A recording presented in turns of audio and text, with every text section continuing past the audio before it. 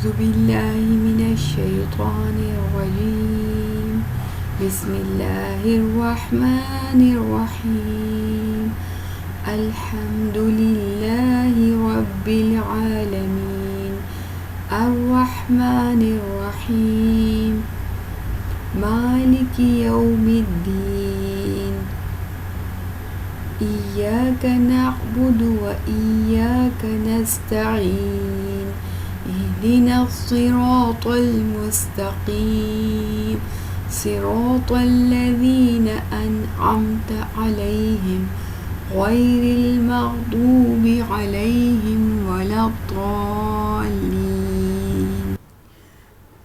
مخارج کے بیان میں ہم تھوڑا سا مخارج الحروف کو سمجھنے کے لیے سب سے پہلے ہم تھوڑا سا ساؤنڈز کے بارے میں جانیں گے۔ جیسے کہ فنیٹک فنالوجی میں ہم یہ دیکھتے ہیں کہ آرٹیکولیٹری فنیٹکس میں جب ڈفرینٹ قسم کی ساؤنڈز پروڈیوس ہوتی ہیں تو جب ایئر پاس ہوتی ہے تھرو لیرنگس اور ڈفرینٹ پارٹس آف ماؤتھ کی جب وہ ٹکراتی ہے، جیسے مثال کے طور پہ ٹنگ سے ٹکراتی ہے اور ہمارے گمز ہیں، ٹیتھ ہیں، سافٹ پیلیٹ ہے، ہارڈ پیلیٹ ہے، جب ان سے ٹکراتی ہے تو ڈفرینٹ قسم کی ساؤنڈز پروڈیوس ہوتی ہیں۔ مثال کے طور پہ جیسے اس میں مونوتھونگز ہیں، ڈیفتھونگز ہیں، اسی طرح واول ساؤنڈز ہیں، اسی طرح کنسننٹس ہیں۔ تو جب آواز اسی طرح جب پروڈیوس ہوتی ہے، یعنی ایئر کا جب پریشر ہوتا ہے منہ میں، تو پھر ہم آرٹرنگ یعنی بولنا شروع کر دیتے ہیں۔ اسی طرح جب مخارج الحروف کی جب ادائیگی کرتے ہیں تو اس میں بھی آواز جو ہے وہ اسی طرح پروڈیوس ہوتی ہے، لیکن جب ایئر پاس ہوتی ہے اور وہ جہاں جہاں منہ کے حصے میں ٹچ ہوتی ہے، لگتی ہے، تو اسی طرح پھر مختلف قسم کے الفاظ جو ہیں وہ پیدا ہوتے ہیں۔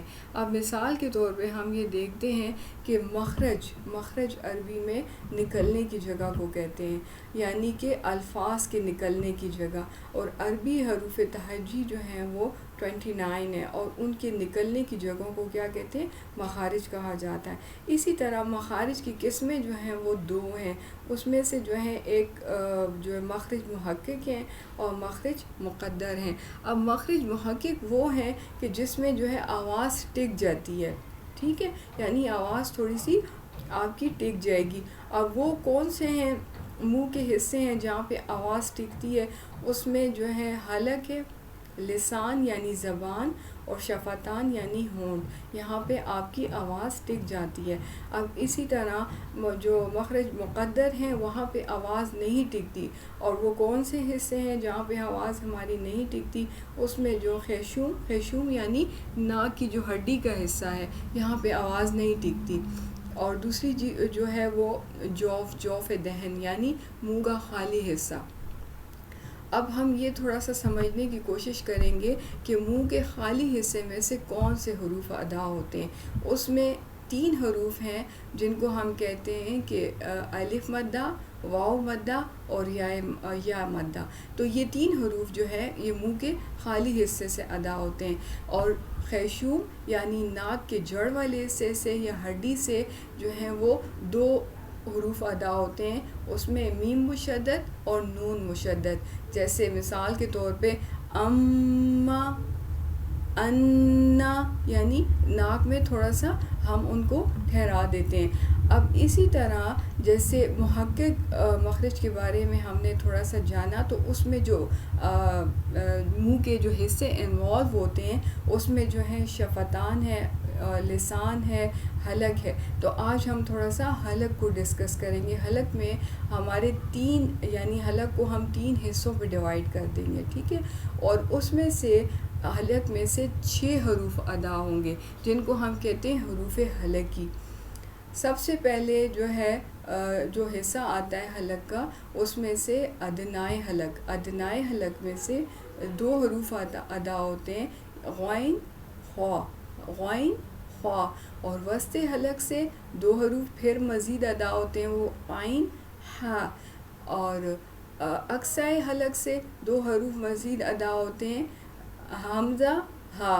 حمزہ ہا، یعنی 2 حروف اس طرح سے ادا ہوتے ہیں۔ اب اکثر ہم لوگ جو تجوید کے الفاظ کی ادائیگی میں جو غلطی کرتے ہیں اس میں یہ مین غلطی ہماری ہوتی ہے، یعنی ہا اور ہا ان دونوں کا جو ڈفرینس ہے وہ اس کو ہم مرج کر دیتے ہیں، اور یہی جو ہے ہماری غلطی کنسیڈر ہوتی ہے، جس کو ہم کہتے ہیں لحن جلی۔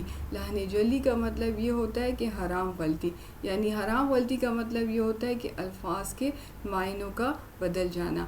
آج تک کے لیے اتنا ہی کافی ہے، انشاءاللہ تعالی نیکسٹ ویک پھر ہم اس کو کنٹینیو کریں گے نئے لیسن کے ساتھ۔ سبحانک اللہم و بحمدک، اشہد ان لا الہ الا انت، استغفرک استغفرک استغفرک و اتوب الیک۔ السلام علیکم ورحمۃ اللہ وبرکاتہ۔